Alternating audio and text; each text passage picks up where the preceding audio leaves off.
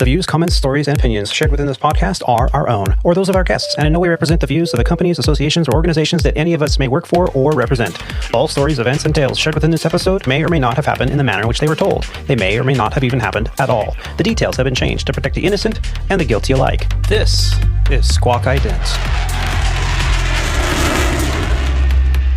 You're listening to Squawk Ident, an aviation podcast that explores the many pathways to an aviation profession, the challenges that a professional aviator can expect in today's marketplace, and we share many stories along the way. I'm your host, Aviator Tony, a professional airline pilot currently flying for a U.S. legacy airline with close to 20 years on the flight line. Welcome aboard Flight 91 of the Squawk Ident podcast, recorded on the 29th of September, 2021. From the Aviator Sound Studios from somewhere in Southern California.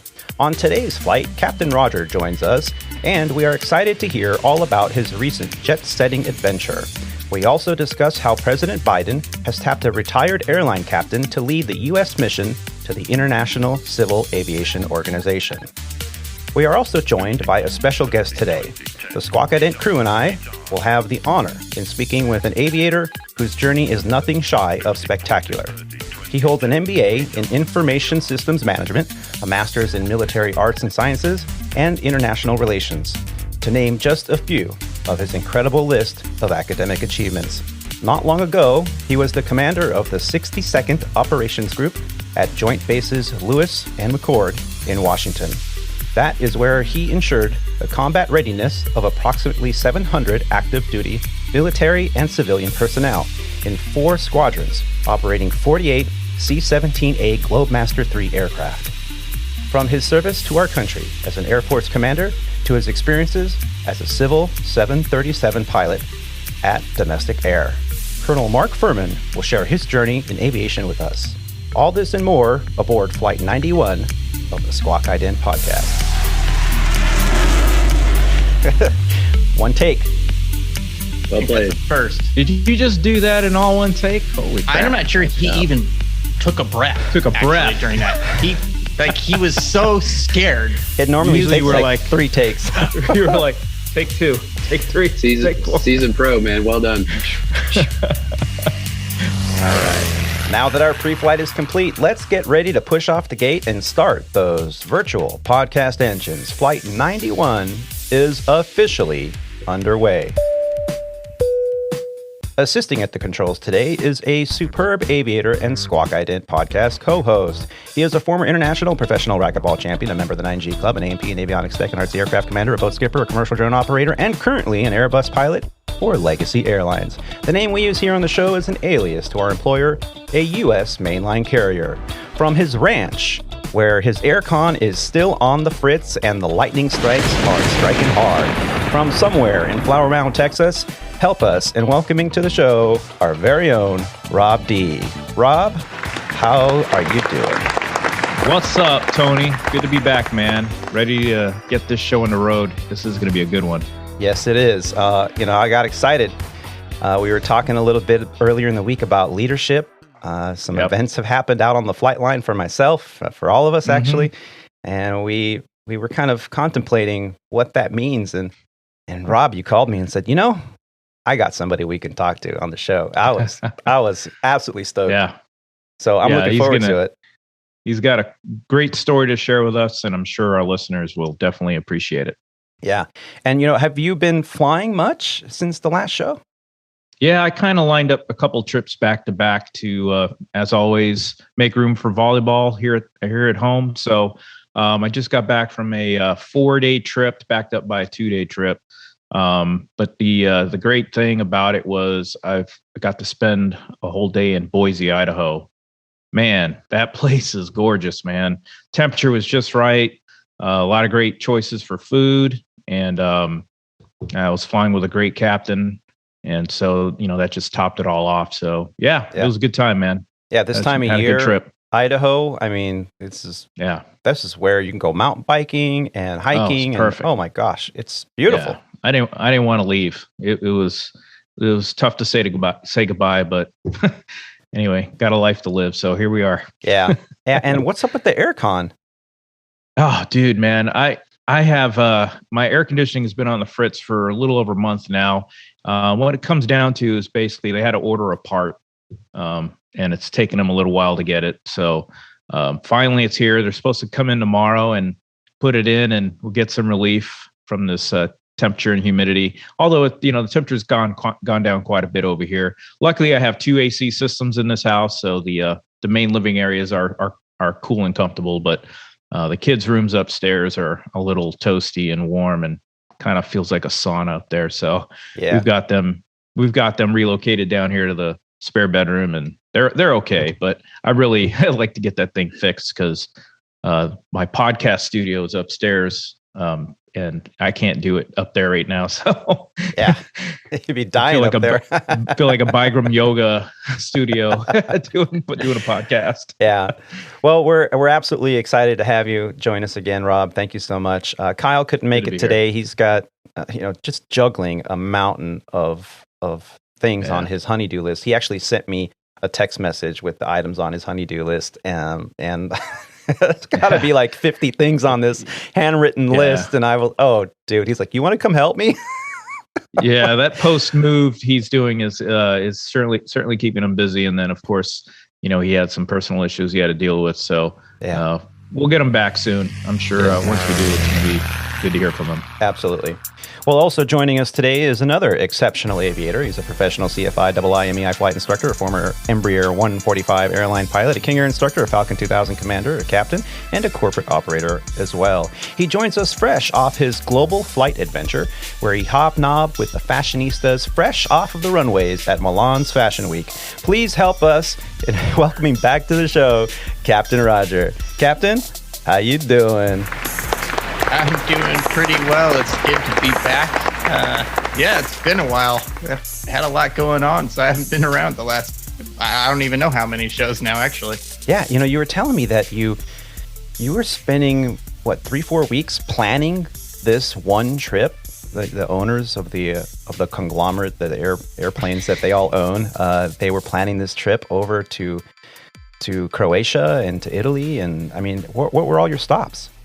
Yeah, it was the planning. Obviously it wasn't 3 weeks solid of planning, but there's certain things to kind of the preparation for it definitely was over a month out, and then you doing more and more as you get closer to make sure, especially in this day and age.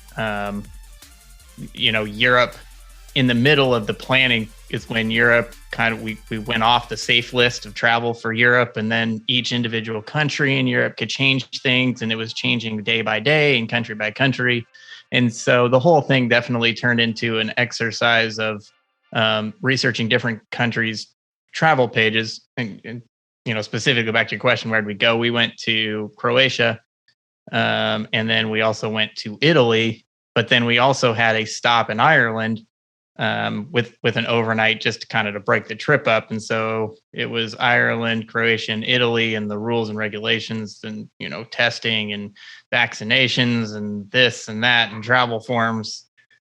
So yeah, there was quite a lot of logistics that go into that whole thing. Yeah. And that's not to mention then once you land and now you're going to stay somewhere, what's going to happen there next. Unfortunately, that was actually outside of my purview of responsibility. I was just making sure that I guess we didn't get detained in Europe from an aviation standpoint. Okay. That sounds relatively mysterious. I might have, exaggerated that a little bit, but Europe is a little bit different than the US in terms of aviation. We're actually fairly lax over here in terms of, flying within the country. We have so many airports, and the FAA is actually somewhat forgiving when it comes to flying international. We don't get ramp checked all the time, whereas that's a much bigger possibility in Europe than it is actually here. And the ICAO rules are slightly different than the FAA, and trying to make sure that you're balancing all that. So in case you get a SAFA check, you don't get detained. Yeah. Well, that's good. Well, I'm glad you were in charge of the logistics, because I know that... that makes one of us. Yeah. I know you're thorough. I think that's why I was kind of entrusted with that responsibility. Yeah. It's a blessing and a curse. I can't decide which one at which time, but yeah.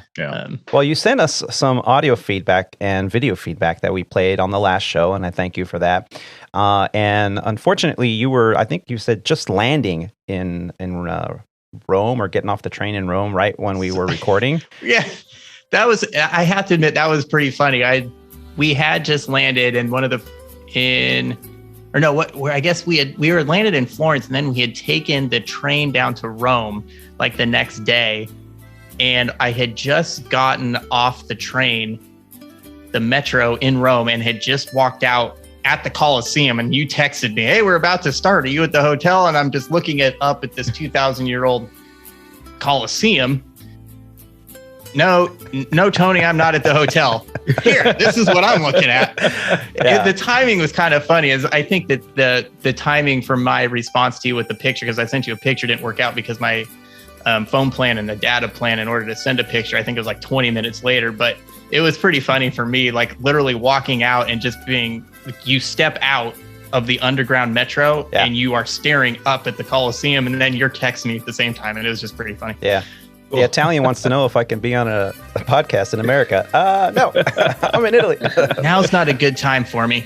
Yeah, well, you sent us a little bit later in the evening, you sent us some video, and I want to just play that for the viewers and the listeners now. Sure. All right, cool.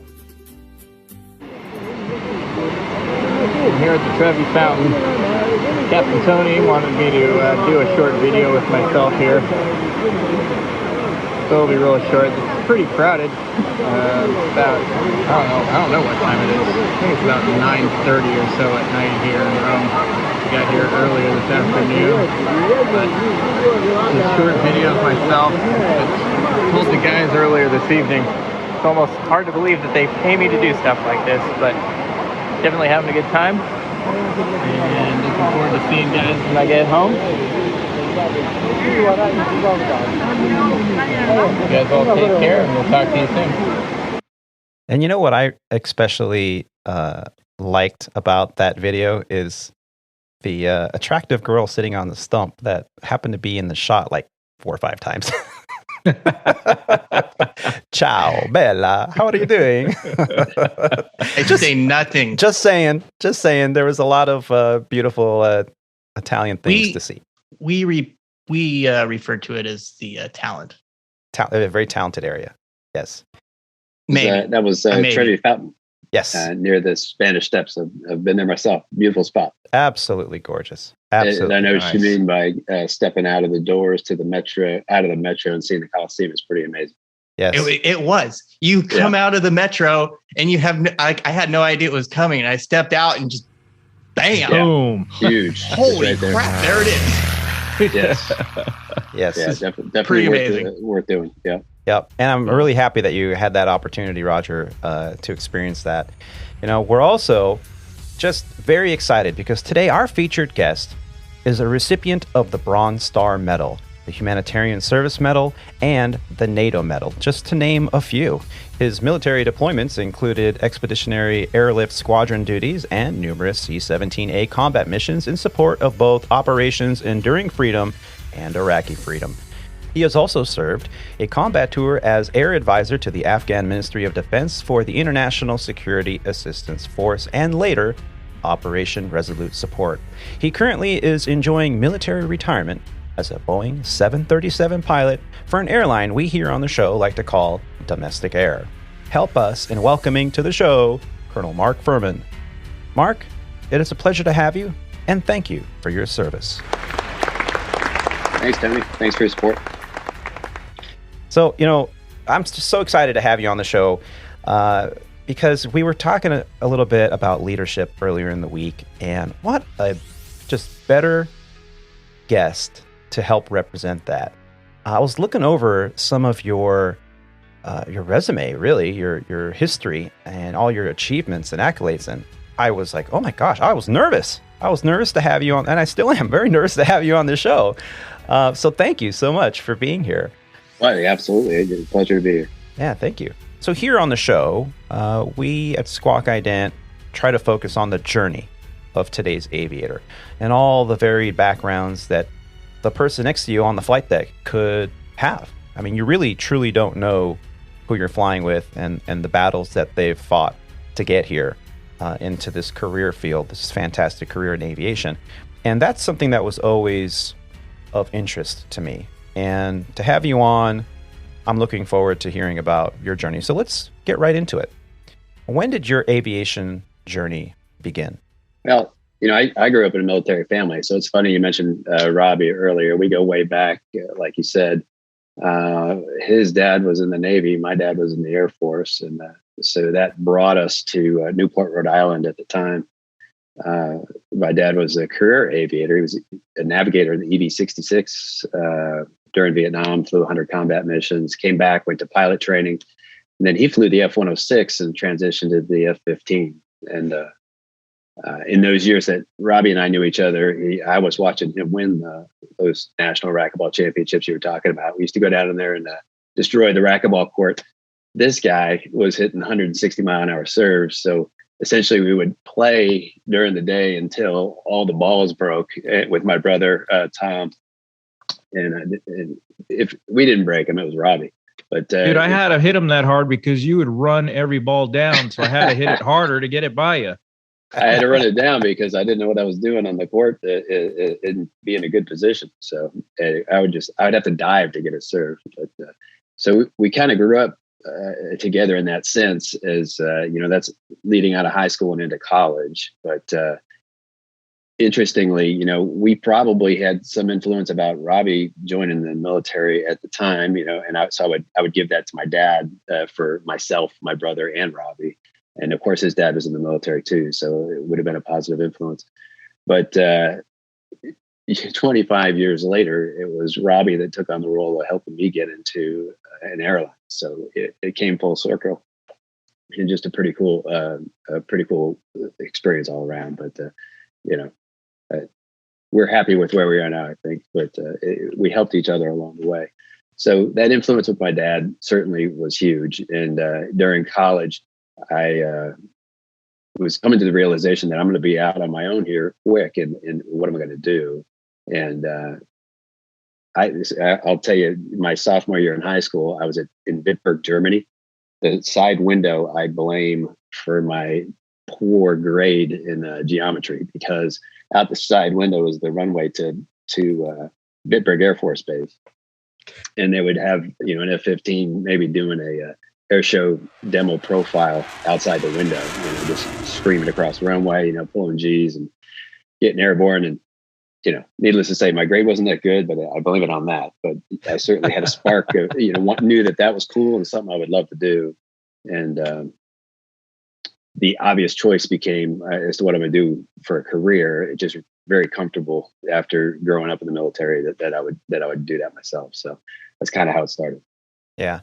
And so you progressed, through grade school, and you mentioned you were in Germany. Were you doing a lot of these living abroad assignments, or were you mainly in Germany for that growing up?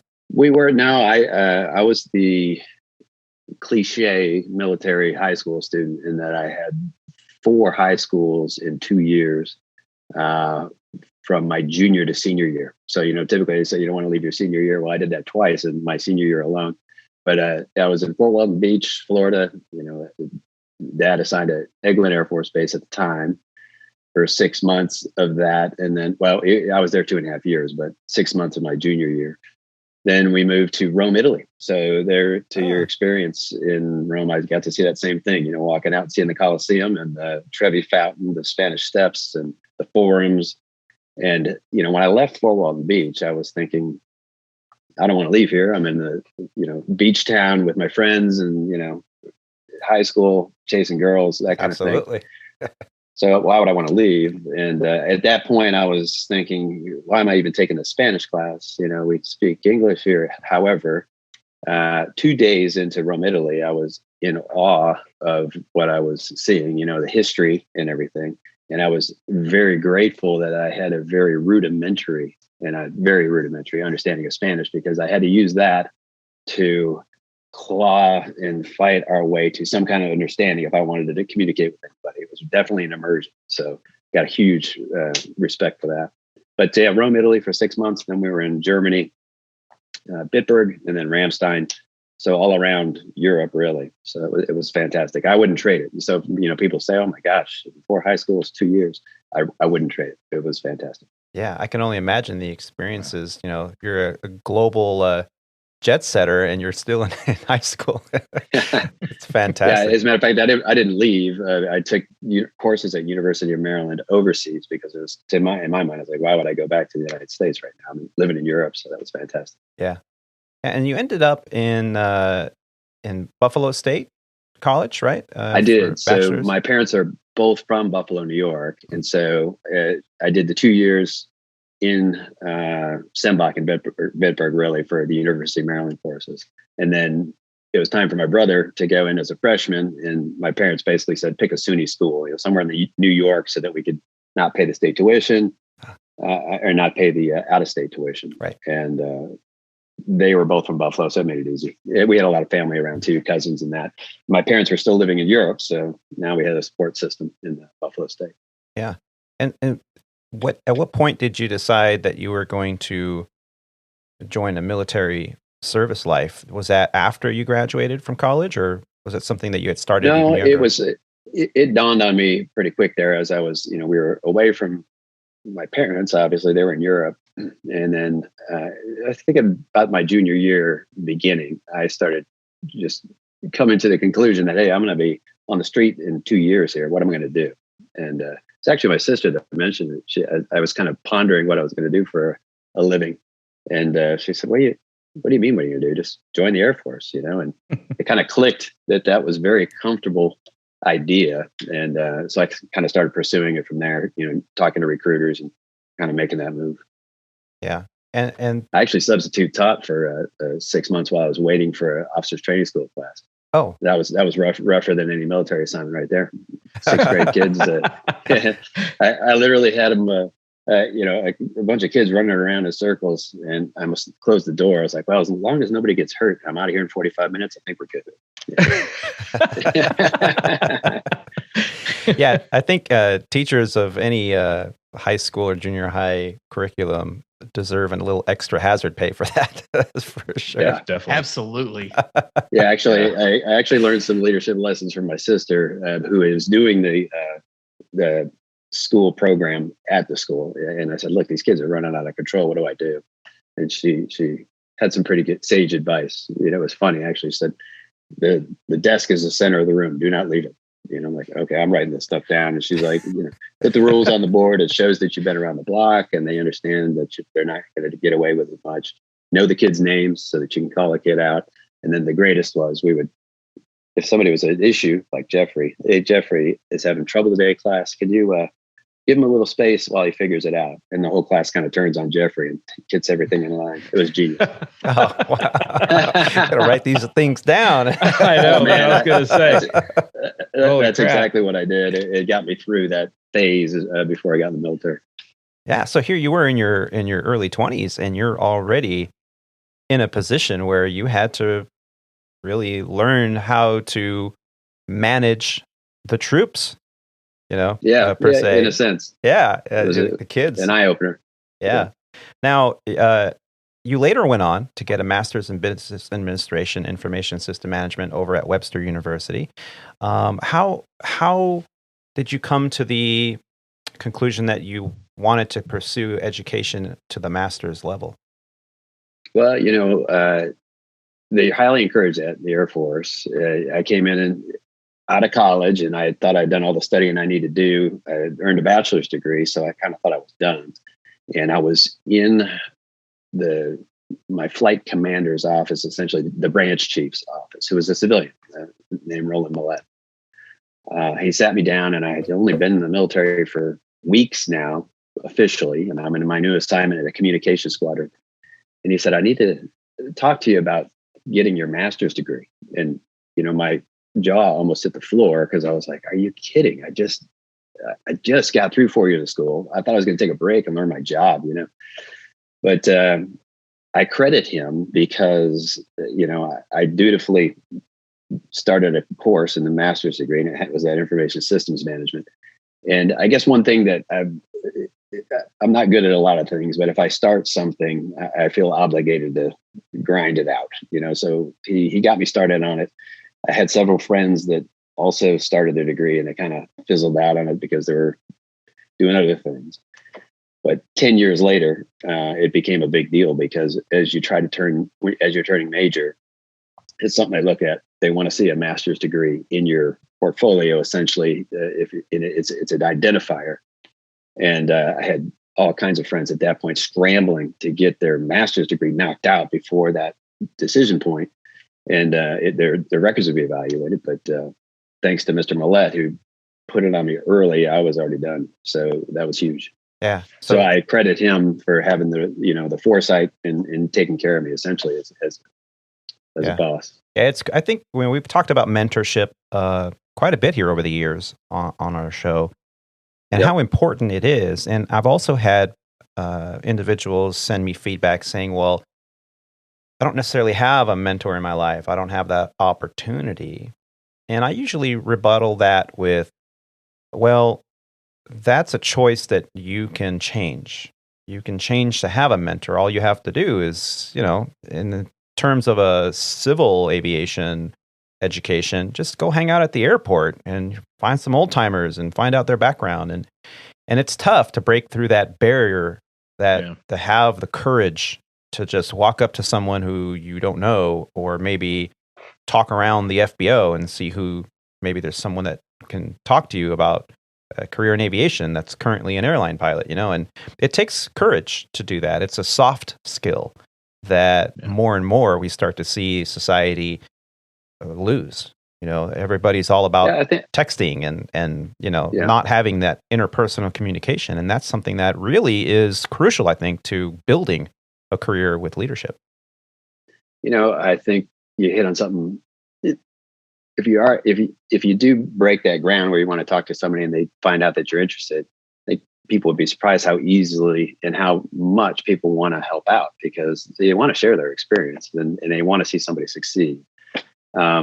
At a squadron, I was a squadron commander at one point for Operations Support Squadron. But before I had that gig, I was talking to my friend who was about to take a squadron. And he was wondering about how he was going to handle the reins, how he's going to lead. And I told him, look, the guys and girls in your unit, in your squadron, military and civilian, the cream of the crop is going to be obvious. There's going to be people that are dominant at what they do. They're fantastic. They're very smart, and they're taking care of business. I said, your job is to get rid of them. You want to take them and send them out of the squadron. And the reason is because there's a team below them that is either not believing in themselves because the A team, say, is taking care of business. They don't realize that they can do that same thing. Your job is to mentor them up to fulfill those roles and make them the A team. And then once they've done it and they're really good at it, you don't lean on them like a crutch and try to make yourself look good. You send them out too, and then you bring the next batch in and you build them up. So that's I think the responsibility when you're in those roles. To the folks that you're responsible for is to giving them every tool and every opportunity to fulfill their potential. Their best of their potential. Exactly. Yeah, and to offer them things that they never thought they would be a part of, really. And then that's the buy-in. Once they see that happening, it's powerful. So is it really about building confidence more than it is about producing leaders? There's a little bit of that. I mean, there's probably your quieter professional that maybe doesn't want to be out there touting themselves in a leadership role, but you just got to break through that piece. I mean, I think that's the lesser that you're going to find that, but there's essentially what I think the most important thing is to let them understand that your main concern is not yourself. Like my goal here is not for me to get promoted. My goal here is to take care of you. And if I dedicate my efforts towards ensuring that you have everything at your disposal that you need to take care of this mission, that I know you will. And that goes deeper than just giving them the jobs that have to do with the military stuff. It has to do with making sure that their families at home are good to go. If somebody's having an issue, say there's a medical issue with a family member at home, I want to be aware of that, and I want to make as much space as possible for them to take care of their own family and to give any resources that I have the capability of giving them to help them take care of that situation, just as an example. And what you'll find is that when people see that and they see that it's true that you actually go the extra mile and you're investing in these people, that there's no limit to what they'll do to try to take care of you and the mission. Even though that's not the goal, but that's real. I would have been satisfied if I never got promoted again, but I know I took care of people, and I got them into places that benefited them in their careers and their families. That would have been enough for me. So nice. Yeah, and it's funny that you mentioned that, because here we are, talking about journey in aviation, and we're talking about some fundamental things that most pilots, at least when they're coming up the ranks through, regional airlines and then onto majors and then mainline legacy carriers, is they learn by experiencing it that the bigger the company that you're working for, the less of that they feel as employees. And I'm not just talking about pilots here. I'm talking about everyone involved in the operation, from the fuelers to the aircraft, to the rampers, to the cabin cleaners, to the pilots and the flight attendants and the gate agents. If the bigger the company, the less you feel like your leadership, your higher up, is even knowing your name, let alone knowing that you have something going on, that they can create space for you so that you can be taken care of, felt genuinely taken care of by your leadership. And therefore, in return, you really have a loyalty that is created. And with that loyalty comes productivity. And so it's nice to hear that from my previous career and before I became a pilot, I was in management for a retail establishment. And it's funny because a lot of the similar things that we talked about were, find out who your gold stars are, your champions, and then make sure that you give them the tools to lead by example, but then also, like you said, move on into other departments and grow, and then pull up those from underneath that go, well, I want that person's job as soon as they move. Well, then show me what you got. Become my gold star. And so we have a very similar outlook on leadership. Sure. And it comes not from an aviation background, but from, more of a background of management. Yeah. And I think when people recognize you can say all those things, and it doesn't mean much to the folks working with you or for you until they see you back it up. So once they recognize that you're genuine about that, then it does change the game. And then from an airline perspective, I mean, it's one of those deals where it does get more difficult as you get more separated in those leadership roles, because you're further away from the folks on the ground that are grinding, the technical experts. And that's kind of what your young aviator is trying to do. He's trying to become a technical expert in our case, the weapon system, or in this case, a Learjet, or whatever aircraft they're in. You definitely want to be a technical expert. But as you roll up into those management roles, some of those programs where they, go out there and sling bags with the guys on the tarmac and the girls, and if they're finding out the gate agent's role, standing with them for a day, figure out what issues they're dealing with, customers in their face. Just gaining an understanding of it goes a long way, because then they can speak to it and say, look, I've gone out and done these things, and I've seen some of the struggles. And then you build some credibility to say, I want your input and I want your feedback, because the way we're going to get great as a company isn't going to be from a bunch of middle, high level management folks coming up with great schemes in an office. It's going to be insanely good ideas that come from the ground. We used to say that with, I'll segue to a kind of a larger picture. Just an interesting observation over 25 years.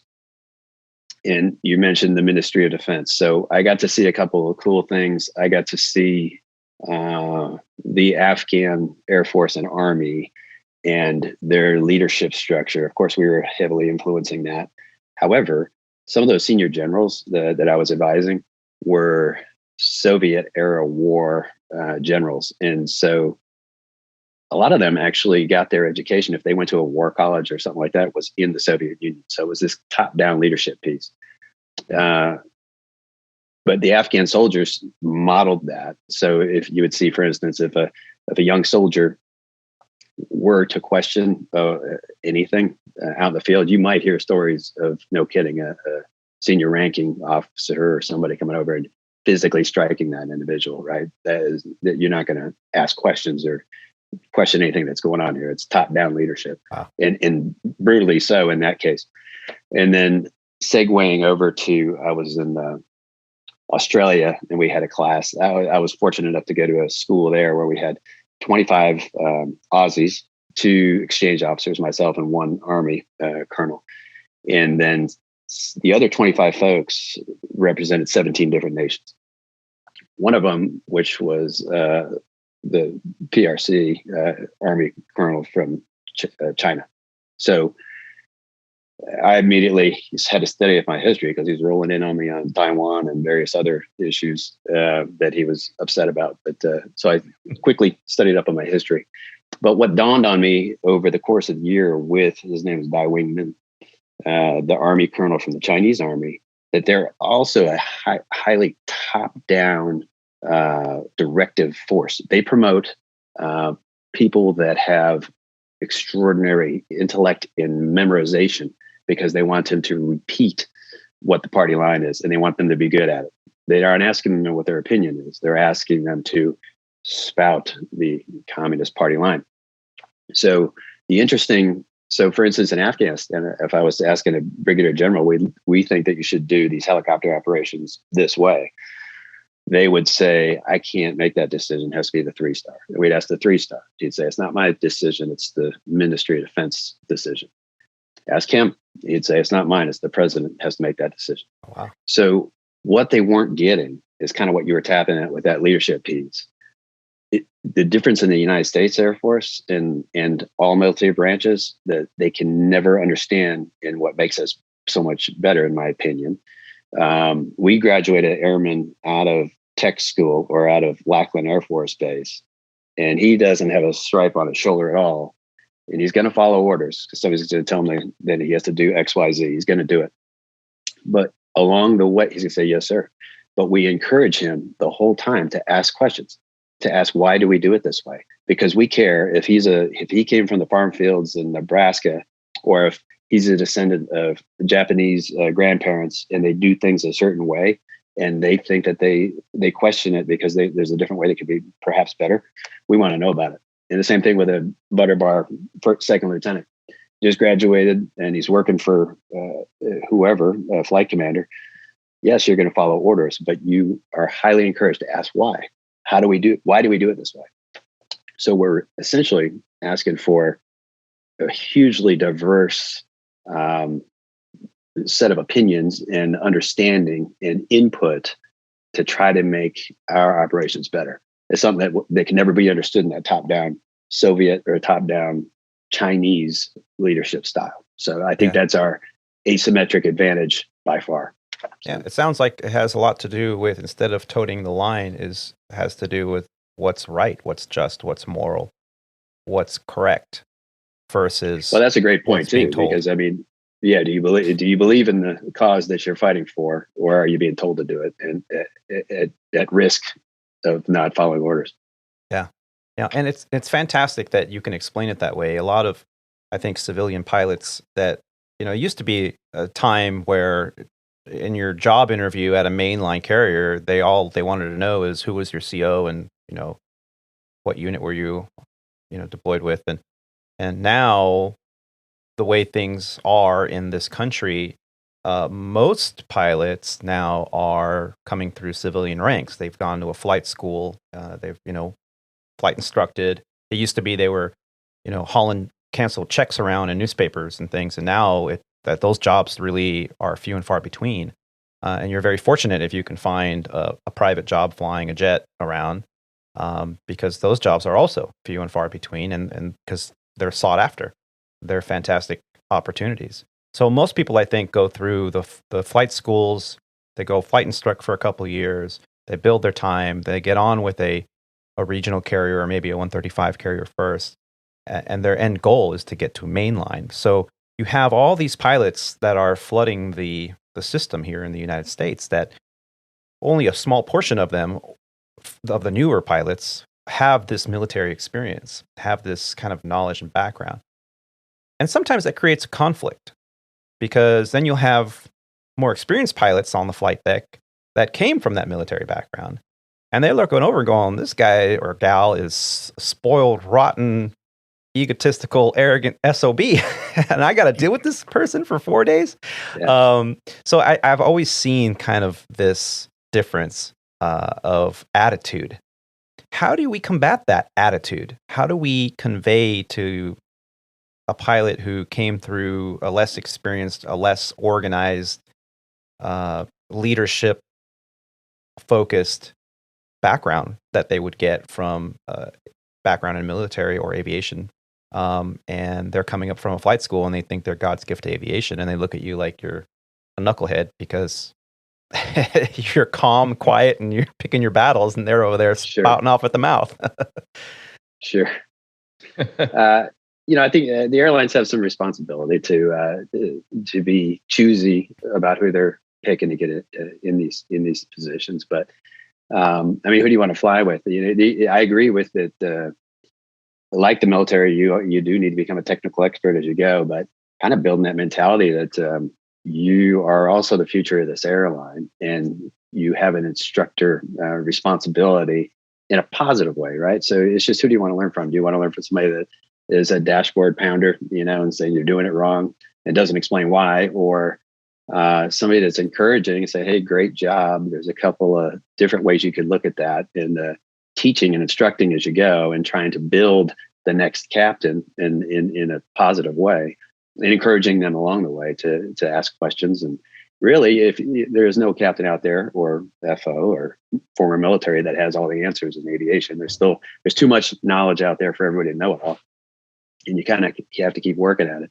So it's a great way for a captain in the left seat to take on that mentorship role, be encouraging, be positive, be a positive role model for whatever airline they're working for, and honing their own skills, right? So if you're asking some random questions that are something that they haven't looked at, let's look at it together and let's learn this thing.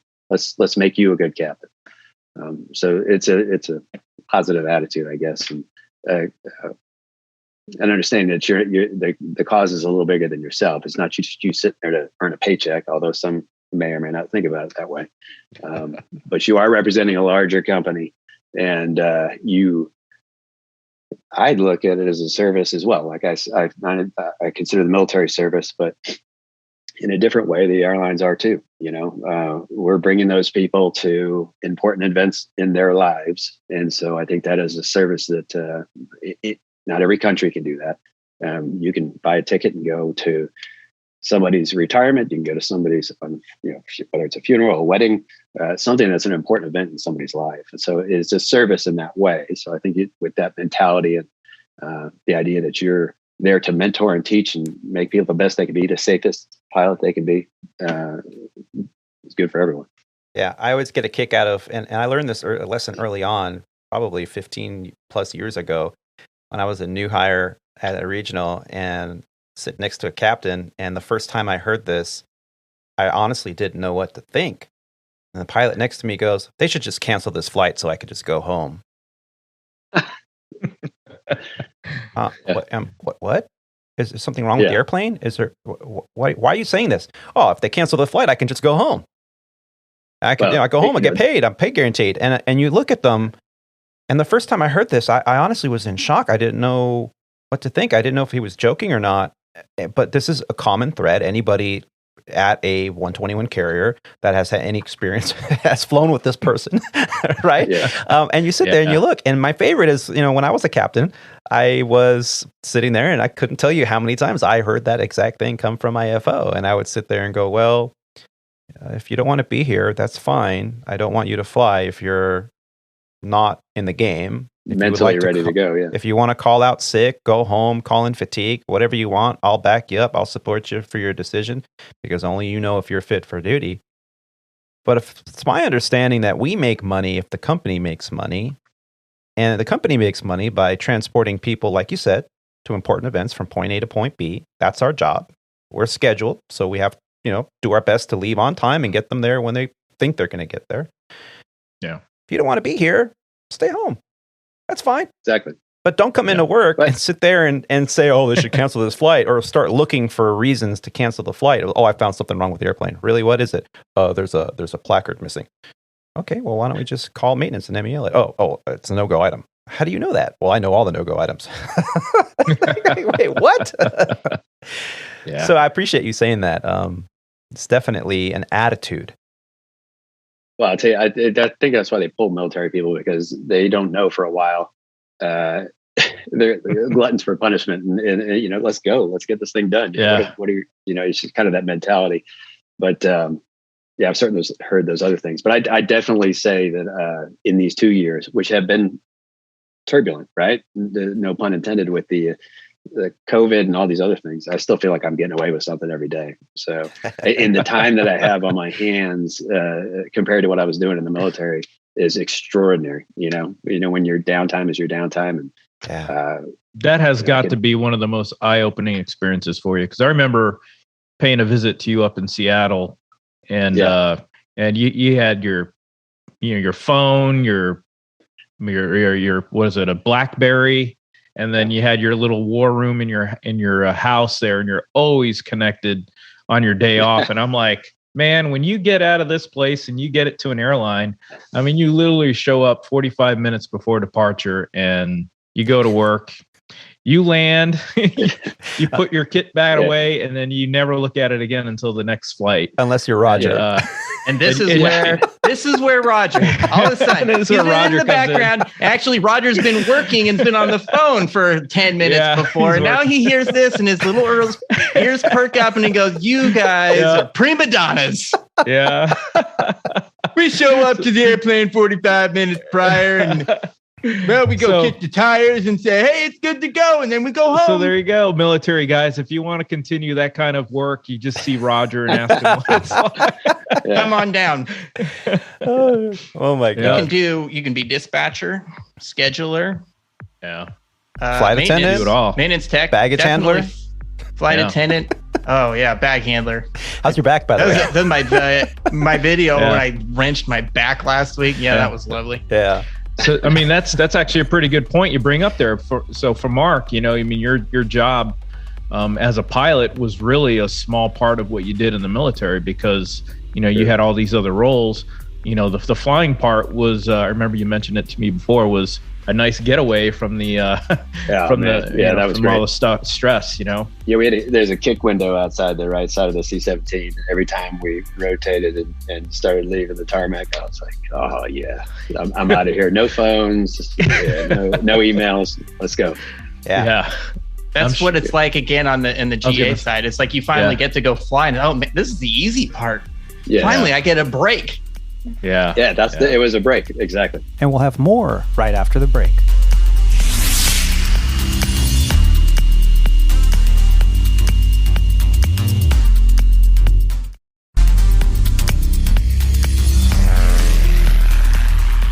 Yeah. Nice. And speaking of your aircraft experience, started out on the T-37B? Is that what was your initial trainer? It did. Yeah, I did pilot training advance here in Oklahoma. And so it's a 6 months in the Tweet, which they've since retired. I've retired a couple planes. It was the T-37 retired, and then later the C-141, which I retired as well. Not personally, but they retired in my time anyway. Mm-hmm. But T-37 and then a T-1 Jayhawk Mitsubishi 3000 essentially were the two aircraft we trained on there. Yeah, nice. And so in your training, and now most of our listeners, I think, have gone through some pilot training or in pilot training right now. I'm very happy to say that I've been getting more and more feedback from our listeners. I'm very excited about that. So keep them coming about their success and their journeys in training. And your training was a little bit more controlled in the military environment. Did you ever have an event that you experienced that changed kind of your trajectory along the way on your journey? I had one experience that, I would say kind of a sobering experience that in the T-37. So now that I'm retired, I can tell about it. So, it's one of those deals where you're allowed to solo and you can fly out to your area, and we were authorized to do our aerobatics and all that kind of thing. And I was doing an Immelman, which was called the Immel spin for obvious reasons. Now, I was getting as much speed as I could in a low area, which was key because the envelope for the T-37, but they want you to eject from the aircraft, is 10,000 feet. So if you're having a problem, you need to eject. This didn't have a greatest ejection system. So, but I was already in a low area, which was below 10,000. So I dove down and got as much smash as you can get in a T-37, and then put a G onset and started bringing it up to do an Immelman. Well, I realized I didn't have a good G strain. I wasn't doing properly to get that blood flowing in my head. So I started graying out in the plane, and I had to unload it so that it wouldn't knock me out. And I wasn't quite done with the maneuver. So now I'm upside down. They got the nose hanging up there, and I saw the speed get down to really low, under 80 knots maybe. And it was going to stall. And so we had trained on stalling, but we purposefully entered the stall at idle, right side up, and you let it start wrapping off into a spin, and then you recover. Well, now I'm upside down, mill power, full power, not a idle introduction. And I'm like, man, I might spin this thing inverted, right? So it was a pretty eye-opening experience. So sure enough, it did wrap off. And it righted itself, so it went into a spin, but right side up, thankfully. And I still remember idle, neutral, aft, one full spin. So I'm in Oklahoma, and thankfully it's all gridded out, so I could see where the nose started, and I let it go, and it felt like forever because we're losing altitude pretty heavy. The nose came back around, threw the stick forward as hard as I could, and I tried to break some of the instruments.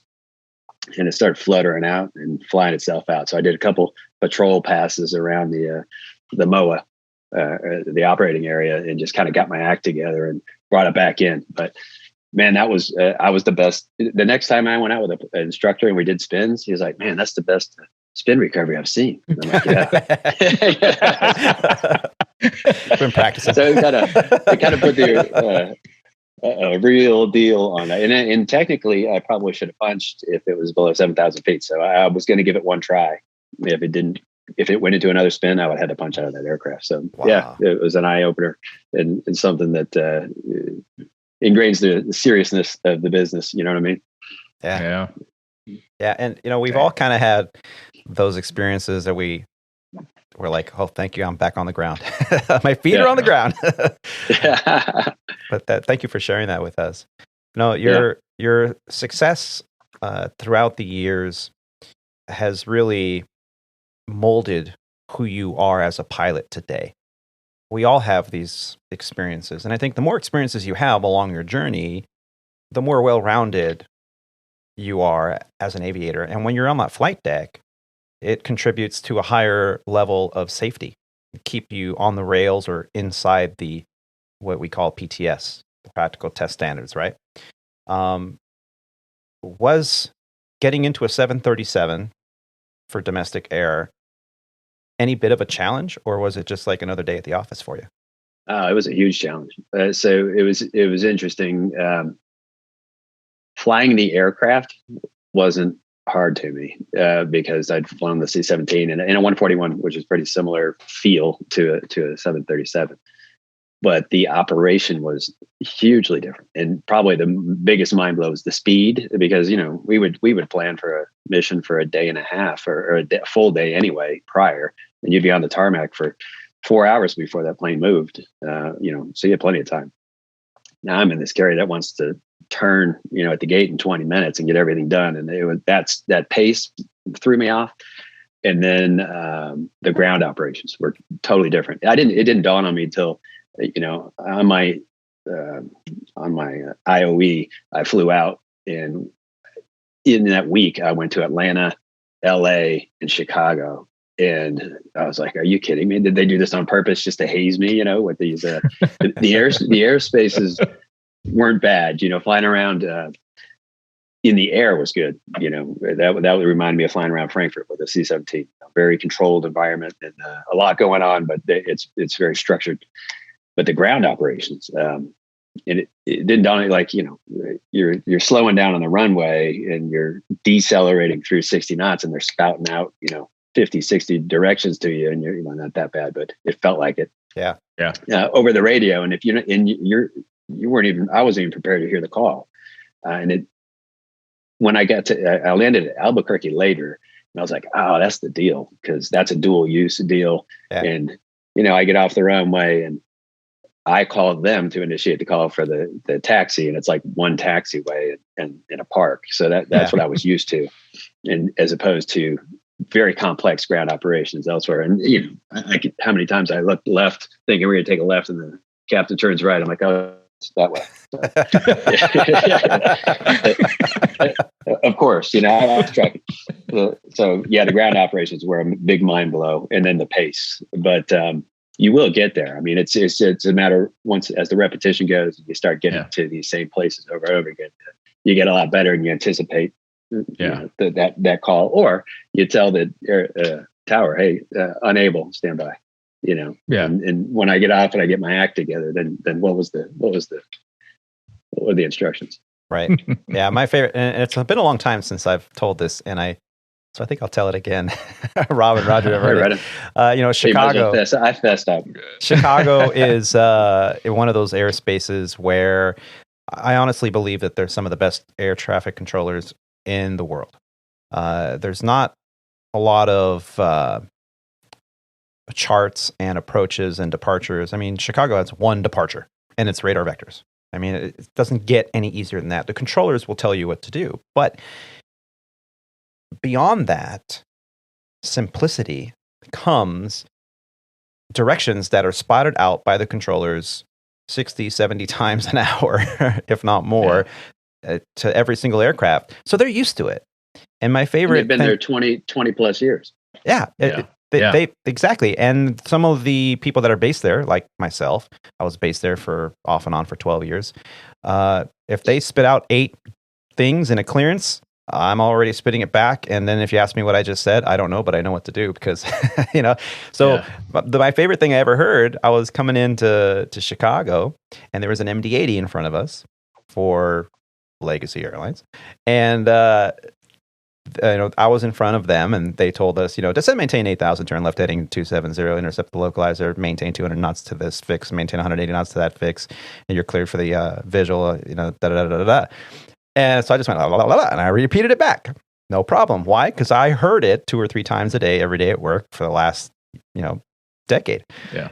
And then the following clearance was, Legacy 123, descend, maintain 8,000 to turn left heading 270, intercept the localizer, maintain 200 knots to this fix, maintain 180 knots to that fix, clear visual, and then you hear silence on the radio, and you hear, now hold on a minute, I'm from the South. You either need to say that again 3 more times or say it again once, real slow like.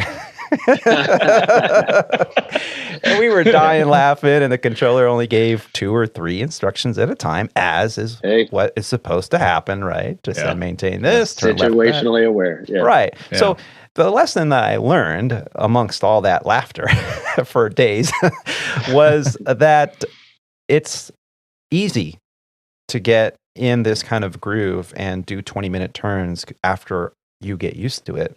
We're always impressed with domestic air's ability to turn an airplane like it was a Saab or a Brasilia, it's a freaking turboprop coming in, engine still running, everybody on, everybody off. You got 10 people. Now you're dealing with 150 people plus, and you got a 20-minute turn, and you're like, wait, what? And then, of course, you guys taxi at V1. I don't know how that happens, but so you get all these quick turns, and you're knocking out 4 legs a day sometimes, and it's just very impressive. And to go from somewhere like an environment where you have days, like you said, to plan a mission, and Roger as well, he has sometimes days of work to kind of get everything going and get everything, signed off. And then once you get in the airplane, it's like, okay, let's go. Yeah. But that can be pretty intimidating if you're not experiencing that on a regular basis. So for whether you're coming in from a branch of the service to a mainline carrier, or you're new at a regional and you're used to checking magnetos, and doing a prop check before you take off, not go. Yeah, totally. It can be overwhelming. And it's just like, you could be a marathon runner, a great athlete, but then somebody says, okay, hey, we're going to do P90X for 4 months. That first 3 days, you're going to be sore and you're going to be hurting, even though you're perfectly good shape and you knew what you were getting into. Yeah. It's just a different thing. It's just a different bag. Yeah. So I got a couple questions. Well, one question and one kind of question.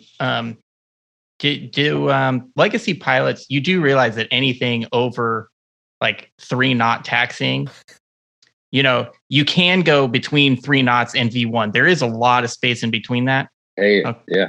Because you guys, legacy, it's like a crawl. Our operating handbook mirrors the aeronautical information manual that says all anything faster than a crawl doesn't mean it's walk. V1. I just want to point that out to you guys, okay? Because wow. And then my other question. Ops meter. Other question. Ops meter. Somewhat, I guess, more. Do you guys flying at the major airports? Obviously, all of you guys, when you exit the runway, how often do you stop before contacting ground?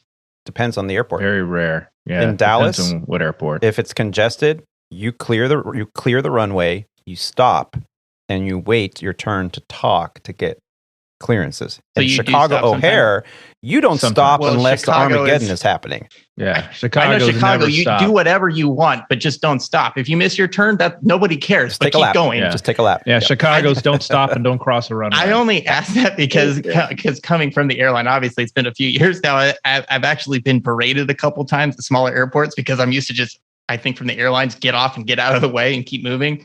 Yeah. And at the smaller airports, they don't really like that. I've been paraded a couple of times. It's like, what are you doing? You have not received taxi clearance. Stop. Oh, right. So that's something that was a little bit different. I just thought about that with O'Hare because, I was based in O'Hare for a while too. And it's like, whatever you do, do not stop. Yeah. Just keep going. Yeah. I had a O'Hare ATC guy jump seating in our cockpit one day. And I said, hey, I asked him a question. I said, what are 3 rules to go by from an ATC controller if you're talking airline pilot? And he's like, number 1, you get clear of the runway, don't stop. Number 2, don't cross a runway. And number 3, never follow Aeromexico. And then you're good. If you follow these 3 rules, you'll be fine. You're good. You won't get in trouble. So yeah. So now writing that down. How do you go, Mark, from flying a C-17 to a 737? I mean, the payloads on the C-7. I used to live in Tacoma, Washington for a few years. I used to commute to Chicago, and I lived right under the outer marker for the airbase there. And I used to look up and watch the C-17s drop their landing gears down and checked. Yep, under or over my house, and it was fantastic. But how do you go from that heavy equipment to something that's a narrow body? It's funny because the C-17's payload is just about maybe 5,000 pounds less than the aircraft itself. So, if I have a 175,000 pound 737, that's the back of the C-17. We can load 170,000 pounds. So it's roughly the weight of that aircraft that we could put in the back. And then you could go at 300 knots and 300 feet and roll 85 degrees of bank. So like a crop duster. Wow. Yeah. But, they seem to, I don't know. Maybe it was because I was in the 141 previously, but it just seemed like a nice transition. Honestly, the 737s fly faster approaches than the C-17 did, because that thing was it had slats and flaps, and the wings were so huge that, especially when we were doing assault landings in that, you were doing a 5-degree glide path with maybe 128 knots. So really slow speeds. So this thing, the 737 is a little more challenging because you can just be off glide path real easily. I don't know, maybe it's the speeds, but landing it was, I think it was because of my 141 experience, felt very natural, so not too much of a transition, big plane to big airplane to small airplane, but it's still significant. Yeah. And what was if I were to ask you what your favorite experience flying the C-17 was, what event comes to mind? Well, we had some remarkable events, but then some just kind of cool ones. I mean, we when they bought that plane, it was, I guess initially like $230 million a copy. So I thought that they were going to treat it very nice, not use it to its max extent, but that wasn't the case. I mean, I personally wasn't doing the airdrops, but our guys were doing airdrops and, to forward operating bases lower than the mountain level. Like, no kidding, Taliban shooting down from the mountains onto the planes. And it was, they had to get their payloads within 100 feet, hopefully on target exactly, but no more than 100 feet, because the guys at the forward operating bases would have to go out and retrieve whatever they were delivering in, and they would be under fire. So it was like very tight tolerances and pretty incredible flying. But then we also did in, say, Bagram, for instance, when we first got in there, they had torn up the runway on the left-hand side. Well, we bombed it to start with, so it was torn up. So we had to fix it. But they tore up the left side of the runway, so you have these huge cement slabs all torn up. And then the back of the runway was all torn up, huge cement slabs. So you're now at a high pressure altitude situation, 5-degree glide path assault landing to a 500-foot strike zone on night vision goggles.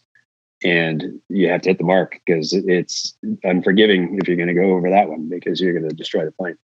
Gosh, so that was no kidding, to like a 3,500-foot runway. So that was just a cool experience. I was just grateful that I was able to fly the thing, and we kind of used it to its max extent.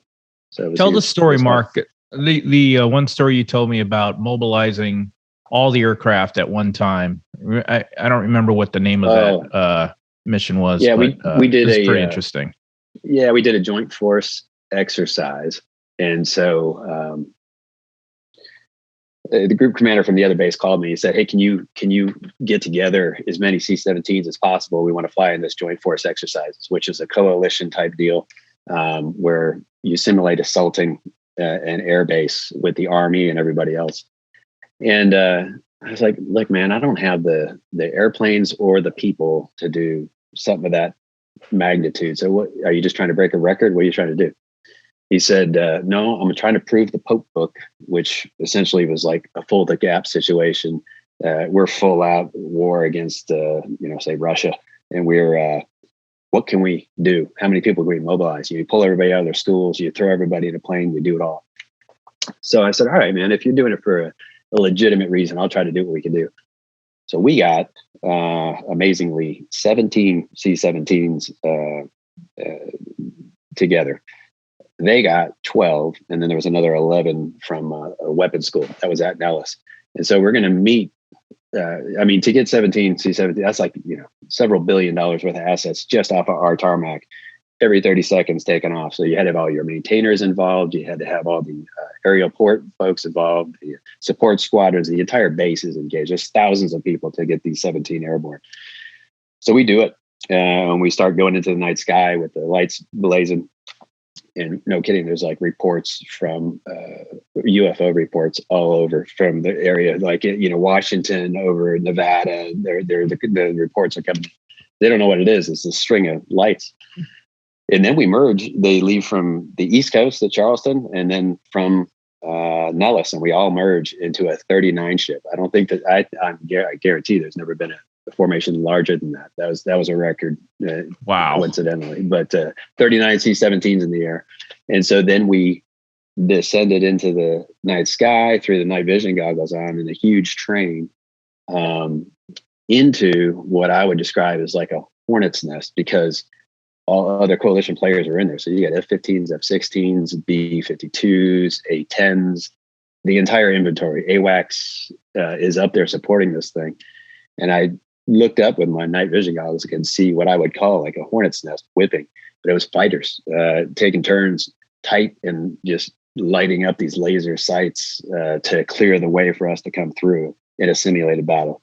And then we would drop off the Army folks and go out. And then C-17s dropping flares, 7 or 8 planes in front of me because they were getting basically attacked. It was unbelievable. It was basically represented the full capability of the United States Air Force with all their assets by themselves, night one, to kick down the door anywhere in the world. So it was amazing. Cool. Yeah, that was an experience that, you can't, I didn't even know it existed until I was there. I was like, wow, that's amazing. Yeah, Cool. I could just picture it as you're describing it. Yeah. It's like a Hollywood film for just epic proportions. It was crazy. Actually, I was the mission commander on that. I was definitely not the expert on the scene. There was a lot of hugely talented people in there that were making that happen. But my biggest concern was I didn't want to hear them say spin, because that meant that all the aircraft had to turn around. Like, we couldn't go in yet. And 39 aircraft, you got to get the call and you have to do the procedure immediately. And it basically turns the aircraft in the opposite direction. So if somebody says spin, then it's like idle 45 degrees of bank, opposite direction. And so now I'm like, if somebody doesn't get the word, we've got planes going beak to beak. Train wreck. I was just, I was very concerned about that. And we did spin, and everybody did it right. And we came back through and got through. It was amazing. Those guys were awesome. Wow. Yeah, that's just, dang, dude. That's so lost on those of us that have never experienced anything like that or been a part of anything like that. And I can only imagine, and I just have the utmost respect, just even hearing what goes into something like that. All it takes is one or two of those dominoes to fall, and could be a disaster.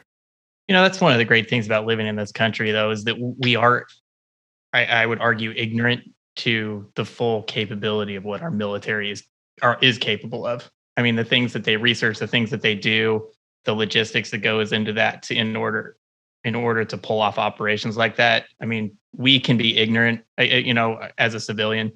But then to hear stuff like that about what our military is capable of, should the call come, is pretty amazing that we live in a country that has those abilities. Yep.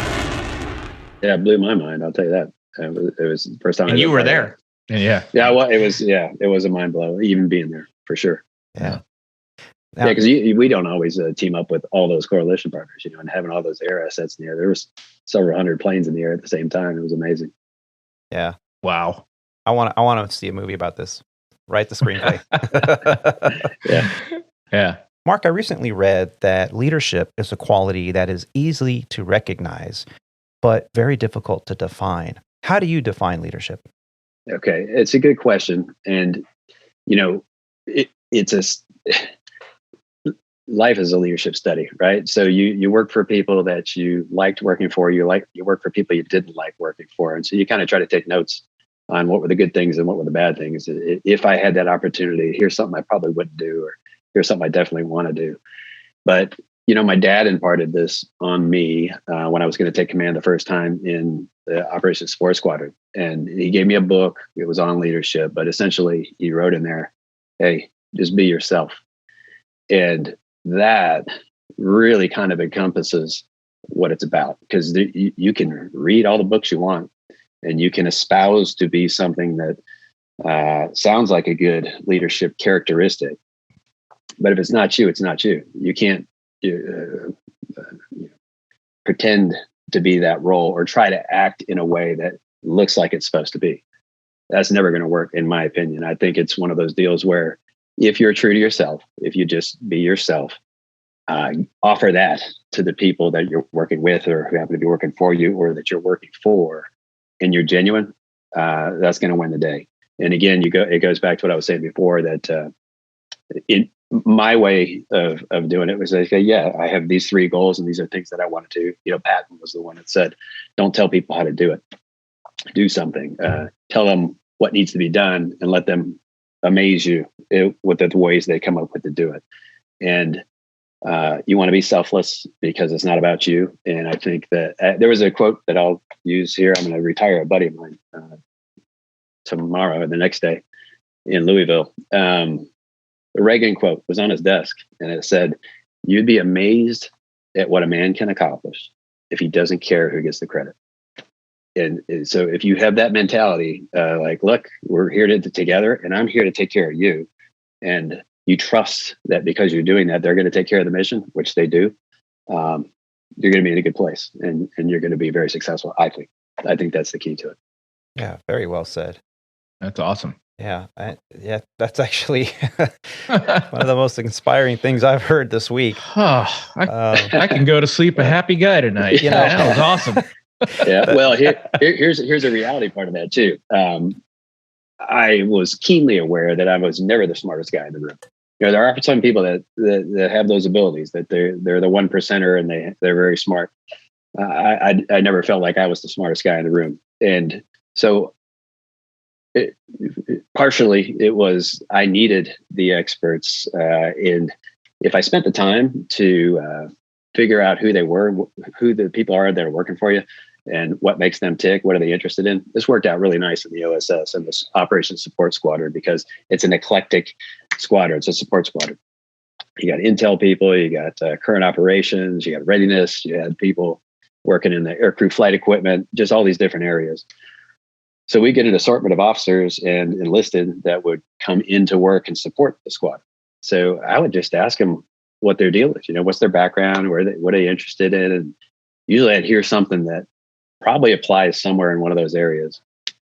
And I would defer to them. And then they would thrive in those areas because that's something they were interested in anyway. And it helped the whole squadron out.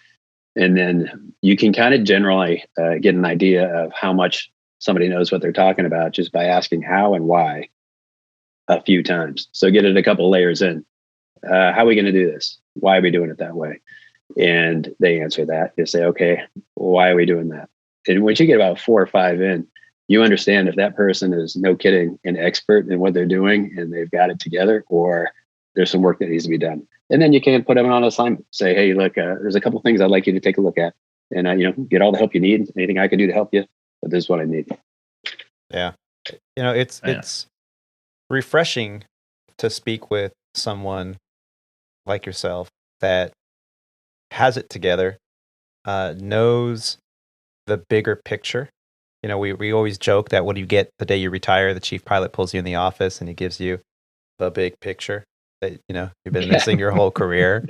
And it's kind of nice and refreshing. And what we were kind of joking about earlier is, how is it that someone with all your experience, with all that you've accomplished so far, and now you're in a civilian job, and I know from my wife's a veteran as well, and we've had this conversation now many times. The difference between going from a military service mentality to a civilian job mentality, and the stark difference and the adjustment that is often difficult for our veterans. Mm-hmm. How is it that you sit there in the right seat of a 7-3, 2 years with the company, this projection of a civilian career ahead of you that you can see, and you might sit next to someone who knows really nothing about you and will sit there and say something or have an attitude that is not commensurate with what we've been talking about here for the last hour, which is being a leader. Yeah. And they've got 4 stripes, and they're telling you what to do, and they're talking as if like you don't know what you're talking about. How do you deal with that? I don't find it too often. You don't run into people that are hardcore and haven't at least made an effort to figure out a little bit about who you are. I don't offer up much. Just say I was in the military. I flew C-17s, and if they if they ask persistently, I will share more, but I don't just offer anything up. But humor is always a good thing, and I will kind of go from my perspective, which is I feel like I'm getting away with something with this job. So you're lucky to. I feel like you've been in an incredible position. What a great deal. How did you get there? What was your road? Because I know it's difficult. Kind of like I was talking about before. There's a story for everybody to be sitting in those seats, but I tend to kind of think it's funny if people are really griping about it, because it's such a great gig. Yeah. And I may laugh at it and say, that's hilarious, because I feel like I'm getting away with something every time I come in here. And I said, and I've been here at a tough time. I've loved it. How long have you been at the company? And somebody might be like, well, we had a tough time after 9/11, which no kidding was. They probably threatened a lot of jobs, or if not, lost them. Yeah. And there's been some rough roads in the past. So I'll ask him more questions about that. I guess just like I did in the squadrons when I wanted to figure out what made people tick and what they were interested in, and it helps build that rapport a little better. But I never had any problem interjecting. I'll certainly let my opinion be known. Obviously for safety of flight or something like that, but or something that I want to know the answer to. And hey, look, you've hit 3 buttons and I didn't know what you were up to. So what are you doing there exactly? So I'll be pretty forward about that kind of stuff, because I want to be included in the picture and not get in a situation where I feel like I really need to intervene. But I had a funny story when I was in the C-17 brand new. So I just switched from the 141 to the C-17. I was late rated, so I was a young captain at the time. But I've been around the block a little bit, as an officer. And I was flying the 141 for 2 years, and then switched to the C-17. So now I'm on my second mission in a C-17. And in the evaluator, I was flying with an evaluator, just coincidentally, but he was a reserve guy. And I could tell that he was annoyed that he had to deal with a new guy, which already is jacked up, because he's the evaluator and that's his job, right? To teach the brand new. Exactly. It's a perfect pairing as far as the schedule is concerned. But he's reserve, and he was kind of like, I was just going to do this run. I didn't want to go into a whole teaching scenario. Well, so now we're in Qatar, and we're going to fly into Kandahar, Afghanistan. And so who's getting on the aircraft but General Tommy Franks. So General Franks is on board, and it was a entourage with him, his aides and all these other folks. And he's going into theater, and it's a combat zone. So it was my leg in the C-17, but I was a pretty brand new guy. And this evaluator goes, hey, do you mind if I take this leg with, General Franks on board, just to get our act together and make sure we're doing it? I said, yeah, sure thing. We were both captains too. So I was like, yeah, sure thing. If you want to take it, it makes you feel more comfortable. I don't care. I'll support it any way I can. So he takes the leg, and we take off into Kandahar, and he briefs up his approach, and he's doing a tactical approach into runway 5. And he's making his final turn. And now this is kind of a sticky situation, because we're on headset, and 2 of General Frank's entourage were riding in the Rackham and Lackham seats. So they're on board too, and they're in the headsets. They're not pilots, but they're I didn't want to alert them to anything that was wrong.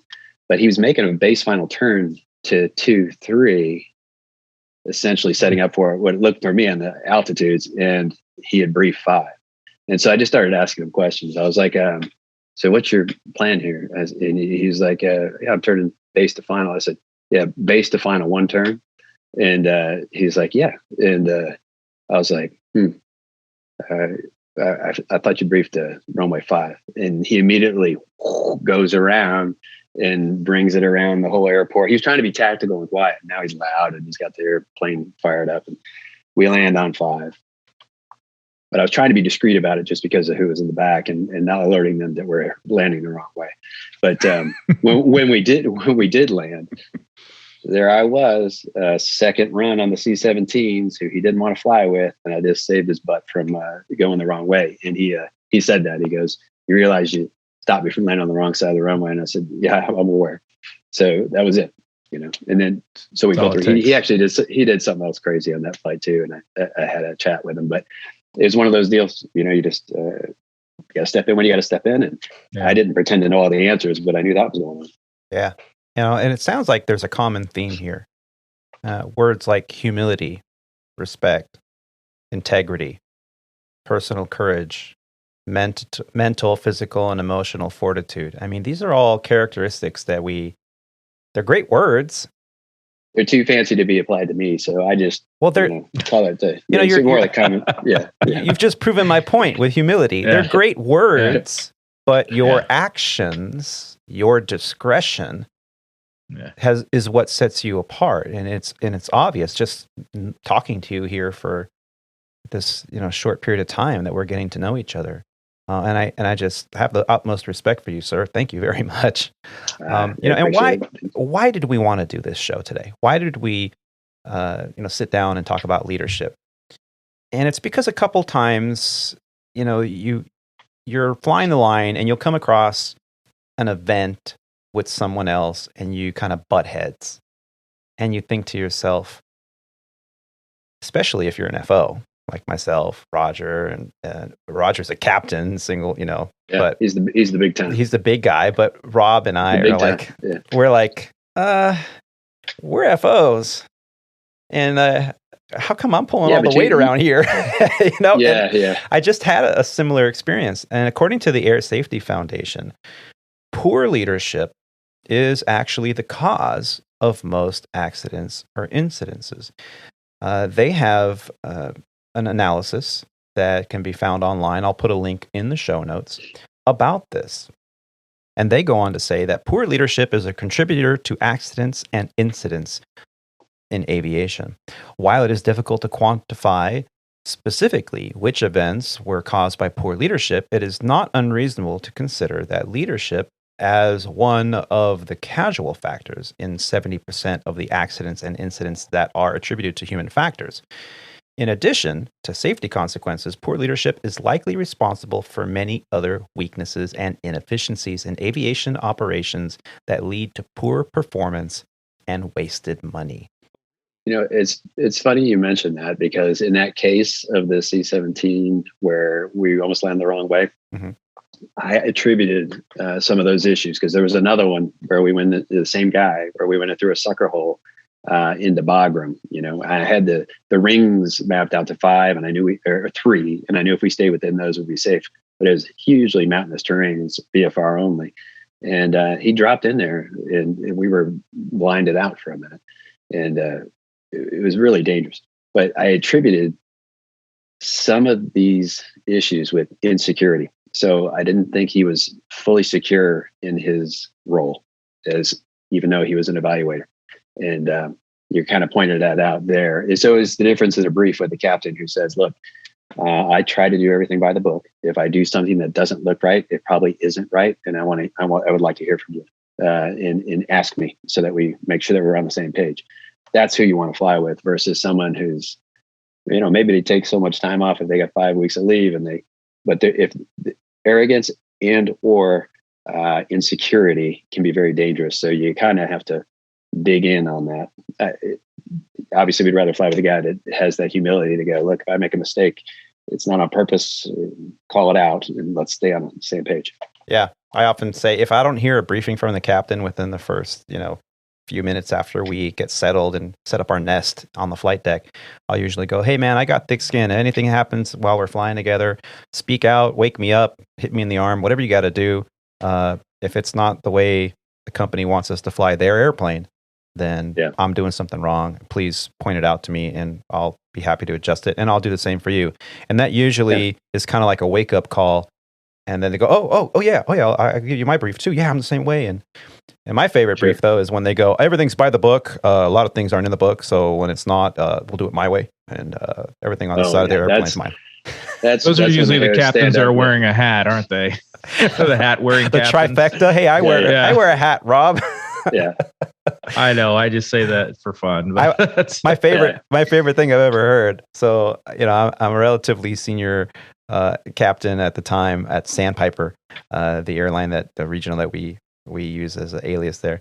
And I came into the cockpit one day, and the FO turns around. He's a young man, and he goes, "Oh, 2 out of 3 ain't bad." I'm sorry, what? He's like, "Trifecta, 2 out of 3? You know, you only have 2 out of 3. I guess you're not bad." Like, what the hell are you talking about, man? He goes, "The trifecta, you've never heard of this?" I'm like, "No." He goes, "If the captain wears the hat, he has silver hair, and he has a mustache, he's an asshole." I didn't have a mustache. Yep. Yeah, So I guess so I wasn't an asshole. You were safe. You were safe. Yep. You're safe. Well, recently we found out that President Joe Biden tapped retired airline captain Chelsea Sully Sullenberger, best known for his starring role in a real-life ditching later made into a TV movie, to lead the U.S. mission to the International Civil Aviation Organization, or ICAO. Sullenberger and First Officer Jeffrey Skiles ditched U.S. Airways Flight 1549 in New York's Hudson River in 2009, notably with no loss of life after geese knocked out both engines of their Airbus A320 shortly after takeoff out of LaGuardia. The events of that day made Sully a household name, and he has put star power to work as an advocate for aviation safety and aviation overall. In 2017, Sullenberger spoke out against air traffic control privatization, helping to kill a proposal that would have endangered the future of aviation. Upon Senate confirmation, Sullenberger will be the 18th representative of the United States to serve on ICAO, the international body created by the United Nations in 1947 to harmonize aviation standards and regulations worldwide. Captain Sullenberger certainly understands aviation and its global reach, and the United States ICAO would benefit greatly from his experience, knowledge, and leadership. This, a quote from AOPA Senior Vice President of Government Affairs and Advocacy, Jim Kuhn. And this is from an article in AOPA magazine from September. I'll put a link in the show notes. Now, I mentioned this because I wanted to get, gentlemen, all of your take on this. Is Sullenberger, a well-respected captain by most, a good choice for this? Or is this more of a star power appointment? What do you think? Well, I mean, it certainly he does carry star power, you know, with the story and everything. But if he wanted to be part of this thing, then that's not a bad thing, in my opinion. I mean, he certainly demonstrates a consummate professional. He was a very professional type pilot, very by the book. It's something even our airline is talking about now, standardization, and so that you can recognize deviation from normalcy quickly because everybody's doing the same thing. And I think it's kind of cool if he wants to kind of transfer that mentality into the civil aviation program, the young upstarts, and get them started right. You know, sounds like a good deal. And Roger? You know, I don't know enough about the position to really have much of an opinion on it. You know, I think maybe I'll feel forever closely linked to Sully, even though nobody realizes why, because of my own incident in the same year, and having my little, I don't know, input on Sully in relation to what happened to me. I kind of, you know, I'd agree with what Mark said. You know, if this is something that he wanted to do, I don't see how this can be a bad thing.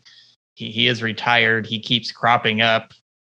You know, he's best known for his Miracle on the Hudson. He's only known for the Miracle on the Hudson, and that's not a bad thing either. It's, you know, hopefully this is something that he wanted to do and is not being, you know, thrust into something that he didn't want to do in his retirement. Well, a presidential appointment, I'm sure the president or his staff contacted him prior to make sure that it was something that he wouldn't turn down, because that would. And I would hope so. But but also when the president calls you and say, "Hey, you know, I'm the president of the United States, and I was really hoping you do this for me," who's going to say no? And, well, I got a podcast going on, and that takes up a lot of my time. But you know, my wife wants me at home. I've been, I don't know. You're absolutely right. But you know, Roger. if it's something that he wants, if he wants to do, like I say, I do not think that it can be bad. He obviously handled his, you know, world famous scenario with grace. and professionalism. I think, that's great. And hopefully he can bring that to this position. But like I say, I would hope that it's something that he really wants to do and didn't feel, like it was something he had to do because he was asked by the president of the United States, I guess. For those listeners that might be new to the podcast, what Roger was referring to about his connection with the Miracle Flight is all explained on Flight 8 of the Squawk Ident podcast, recorded on the 7th of November, 2019. It was the first time I had Roger on the show, and we did an in-person interview speaking about his journey. That one was entitled Surviving Furloughs, Bird Strikes, and Bad Schedules. On that show, Roger speaks of a bird strike incident that he had descending over Sholo and a single pilot operation on a Beech 99. Now, and what is it, a 7-8 pound Western Grape went through the windscreen and practically scalped our friend here. It took him out. I mean, yes, it did. He explains it was a near-death experience, and he survived. He survived by remaining calm.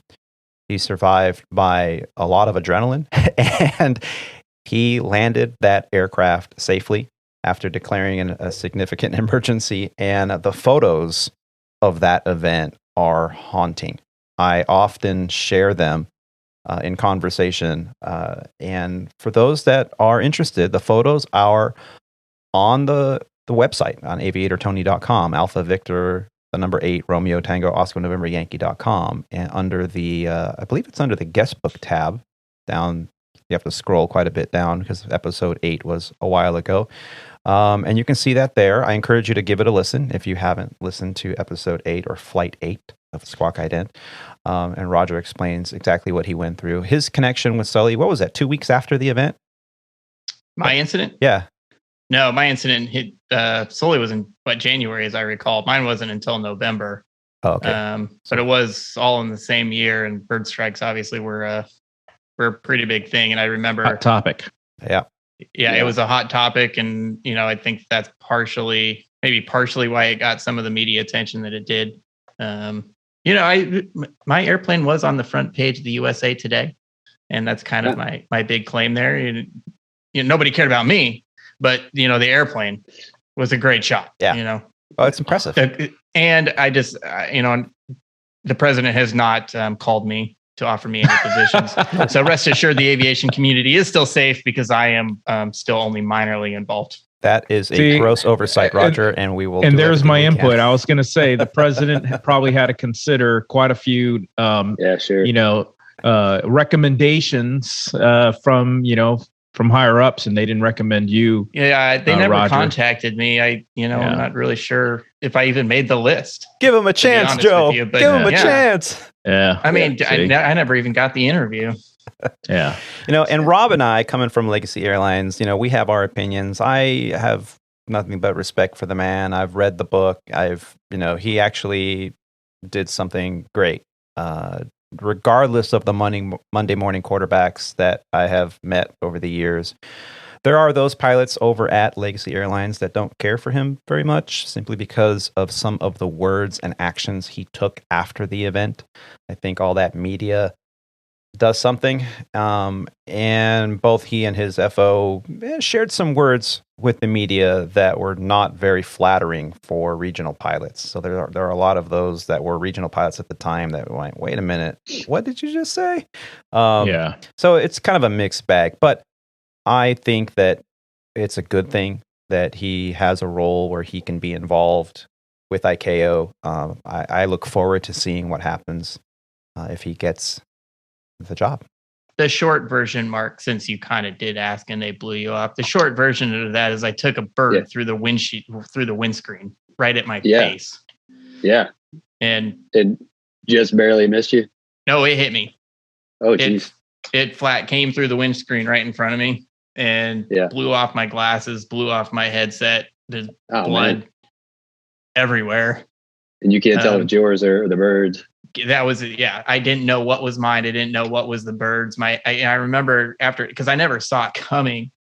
So I thought I had honestly hit another airplane.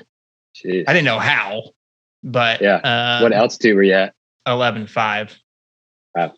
That was 5,000 or 6,000 feet AGL because it wasn't a mountainous area. So I will say that. Okay. Wow. But still at 11.5, I didn't, what was I going to hit? And I remember, putting my head hurt, and I put my hand up and I thought like half my head was gone because there's just a bunch of, I realized after the fact, blood and guts everywhere. Yeah. But yeah, no glasses, no headset. Yeah. That'll get your attention. Yeah. Then was able to, obviously get the plane down, but it was not good. I sent a link to your phone. Just check it out. Oh, cool. You get a chance. Yeah, definitely. Dude, that's scary. Here you go. Yeah, and it was the same year as Sully, and so there's this big old. Oh, there you go. Oh, sweet. Yeah. Damn. Oh my gosh. Big old thing. Yep. That's what my head and face looked like. I think. That's not the bird's guts. That's that was Roger. Yeah. There's one picture like a little too farther, like off to the right. You can kind of see like where my head would have been. There's like this outline of blood and guts. Oh yeah. I don't think I have that one. Oh man. Hey man, and then all the air ripping in there, and you're disoriented, and you're trying to figure out how do I get this thing on the ground. Yeah. Oh yeah. It's like it's amazing. Like I couldn't figure out looking out the front right windscreen. I couldn't figure out where I was. Like I'm used to looking right in front of me, and I'm like just looking over there. I didn't know where I was, and of course we didn't have GPS, and so I'm fine. I'm using an NDB and an ADF to try and find this. This airport. In a mountainous terrain. Yeah. In a mountainous terrain. Yeah, that's scary, dude. Yeah. That's Roger's our podcast hero, man. He's Sully plus. Yeah. We're a Sully minus. Plus. Yeah.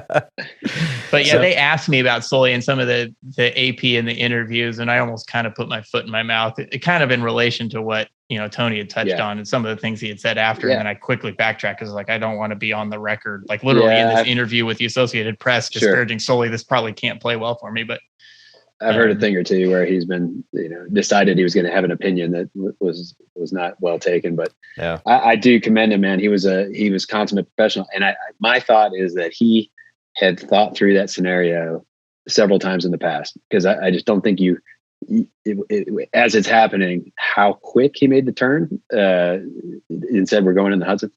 I think he had thought that through in his mind before, because man, he missed that one bridge by just a couple 100 feet. And that's one of the things. I don't know how that all played out, but from my personal experience, it's amazing what the adrenaline, like that Rob, I think it was mentioned how much adrenaline will do for you. Like how focused. It's amazing how calm and how focused I was despite what had happened. And I only know that because after I landed, I started bawling on the runway as I was turning off. And then by the time I got to the ramp, because I was like, well, I might as well get out of the way. I couldn't even figure out how to turn the airplane off. Like, I was like, how do I shut the engines off? And yet in the air, I can totally see it. Yeah. It was all like, I got to put the gear down. I put the gear down way early because like, look, I don't want to forget to put the gear down later. And it's not like I need the speed right now because I was actually worried about the rest of that windscreen dislodging and killing me. That was something that I thought about. So I was going slow and I put the gear down. Like everything was really calm and progressively thoughtful until I was on the ground. And then I was a complete mess. Yeah. Wow. Yeah. Well, you felt safe on the ground. You were no longer. I knew I was going to live. Yeah. Yeah. And then I was let lost. It go. Yeah. Well done, Roger. Roger, you're our hero. Thank you so much for sharing that again. And I encourage the listeners, if you haven't heard Flight 8, go back and take a listen. It's quite inspiring. Now, Mark, we've had the privilege of speaking with you and your experiences and your ideas on leadership and how important that is, really, as an aviator out there on the line. Because if you stop and think about it, what is it that pilots do? I mean, it's not driving a bus or driving a car. It's so much more. You have so many languages that you have to become proficient in. The language of aerodynamics, the language of talking to ATC and clearances and regulations, the language of your company's operating manual and the rules associated with that, the language of the FAR limitations. And I mean, we're just scratching the surface here with these examples, but you have to become proficient in these items. But being proficient in what you need to do as a pilot to fly and operate an aircraft safely is only a part of what would lead to a successful career and a safe career. And we've talked about the leadership and everything associated with it, and how really they're more than words. They're examples of personality that you have to give off. Now, in your time, where you are today, I mean, anyone listening would say, man, talk about success, mentor, leader. But imagine yourself knowing everything you know now, and you go back in time and whisper in your own younger self's ear. What would you tell yourself? That's a deep one. Could I go back? I wouldn't want to change my experiences. I would think that I would be not necessarily more motivated, but more maybe focused earlier on things that could be beneficial later. For me in high school, I treated that as a social experiment and didn't study. I felt like I was a genius because I never took a book home, but I still pulled a C+. But later in college, I got more serious about studying, and I realized how much work extra I had to do to catch up with what I blew off in high school. So, I mean, it's one of those standard deals. I study harder kind of thing. It would help. I mean, some people know from 5 years old, they're going to go fly. I knew I loved to watch aircraft, and I thought it was a great career. But I wasn't focused to say this is what I'm going to do until a little later in life. So now, when the industry got shaken and you go, I may have to consider some other way of making a living here if this goes bad, which it did go bad, but we're recovering. That was just kind of a reiteration that how much I actually do love this job. I mean, it's what a privilege to be able to do it. But I mean, just maybe looking back and being focused on what you want to do. It's a hard one to say because I think that people go through life experiences and they're all almost necessary in the shaping of what makes each individual successful or not. It's almost like a fingerprint. It's like when you were applying for an airline. You talk to all your buddies in all aspects, whether it's FedEx, UPS, or any of these other airlines that you were maybe interested in, and you got their opinions, and you get to a point where you ask them questions that they can't answer. It's because it's so individualized. It's like a fingerprint. One of these ways is going to fit you best, and you just have to discover that. So it's hard to say. Go back 20 years and do these things because you do have to evolve, and there's so many different things that happen that shape who you are. Yeah, very well said. Probably pretty convoluted, I guess, but no. Yeah. I just got one question, I guess, partially from my own past and for any aspiring aviators specifically related to the Air Force. So my dad was a physician, he was retired, but the Air Force paid for his medical school, and I was born in Travis. I lived in Guam. I always loved flying on the airplanes, and I was like kind of like you. I liked flying. I got into it as a career later on. I actually didn't ever really look into the Air Force because of my glasses that I've been wearing since fourth grade. What is the for any aspiring aviators that were thinking of possibly about the Air Force? Do you know what the current restrictions are for vision on whether you could become an Air Force pilot or any other branches on with corrective lenses, basically? Right. I know they've relaxed them. The hard part, I couldn't spout out what the minimum requirements are now, but sure. I know that you at one point you had to be 2020. I think that's what it was when I was kind of looking at it. Yeah. And I think that they've relaxed that. And the kind of the hard part is getting in, because it's funny, once you get accepted in the pilot training, then all hell can break loose, and they'll be like, whatever, you're already in the program, and they work with you however they can. Right. But I think you can have corrective lens surgery now on the Air Force dime as a pilot, which I would have probably been unheard of before. The good thing about the Air Force and any military is that they're all written in regulation, but they're a rank structured system. So if you can find the right person to support you, who's willing to go through it, it might take a lot. I mean, you might have to go to the Secretary of the Air Force, but there's an avenue. Maybe, I mean, if assuming you can get to a certain level that they can accept. Yeah. But I'll tell you from my personal experience, I applied when I got into the Air Force.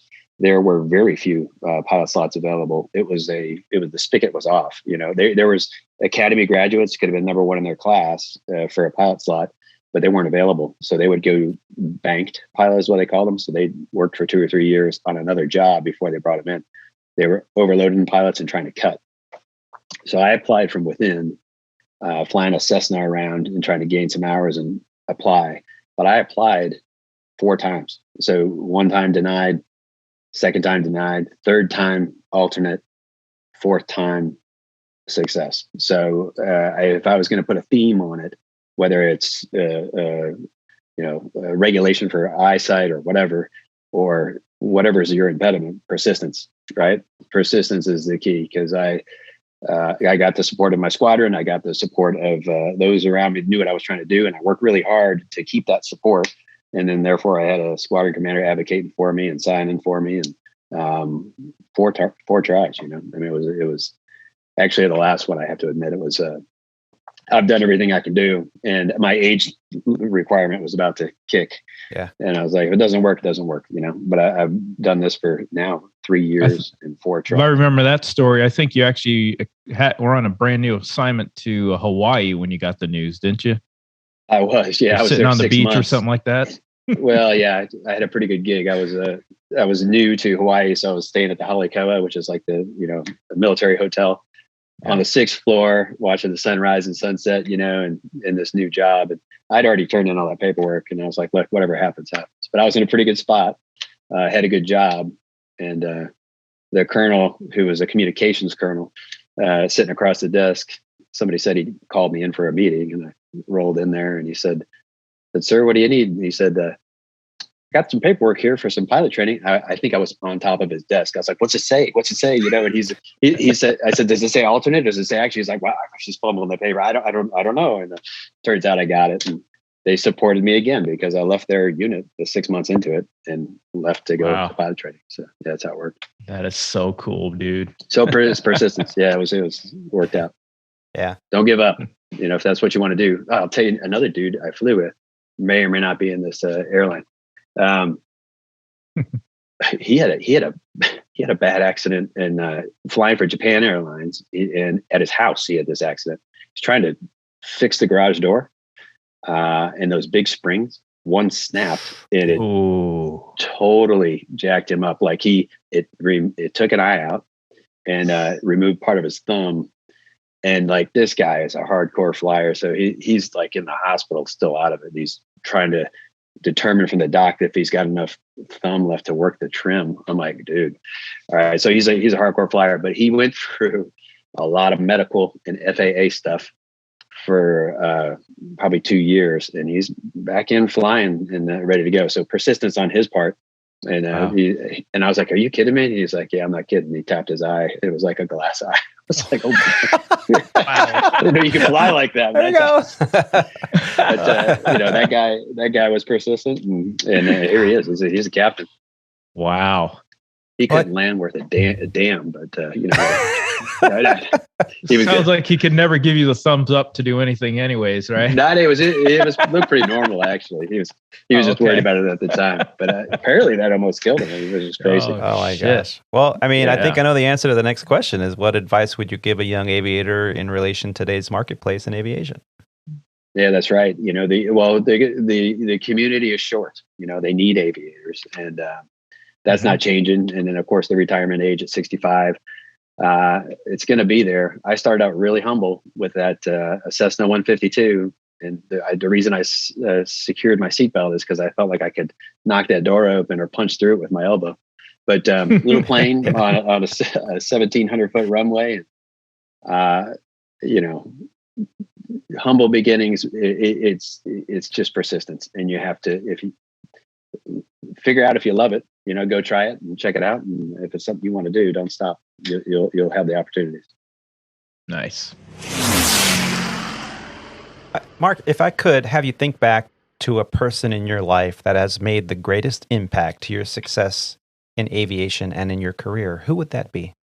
Yeah, I would say without a doubt it was my dad, in the respect that, I grew up with him flying the whole time, but I didn't appreciate what all he was about until I got the perspective at officers training school. So, I watched him.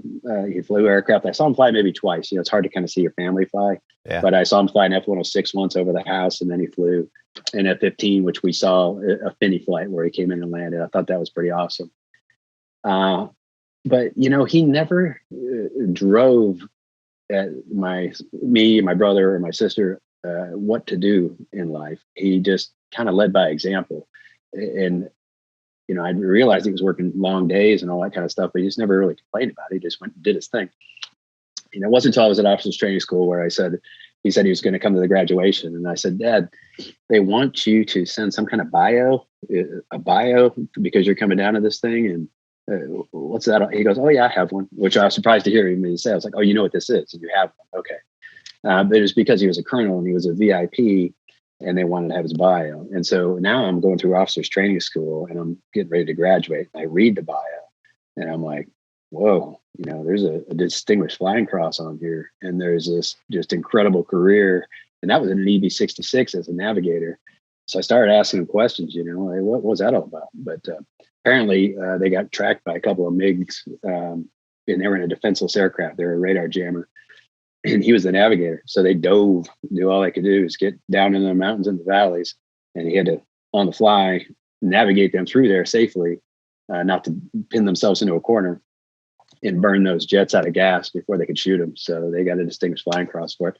But just, it all came together and saying, hey, look, all this, even more so because he didn't talk about it. As a boy, he's just totally humble and he has this incredible career. And so I was inspired by that. And so he instilled some of those values. I hope. I always said if I had half the career that he had, I will have considered myself to have a very successful career. So definitely my inspiration there. And my mother too. She was, we were in the education-wise or school. We were actually in a couple college courses together while we were in Europe. And it was funny. She was just getting back into school.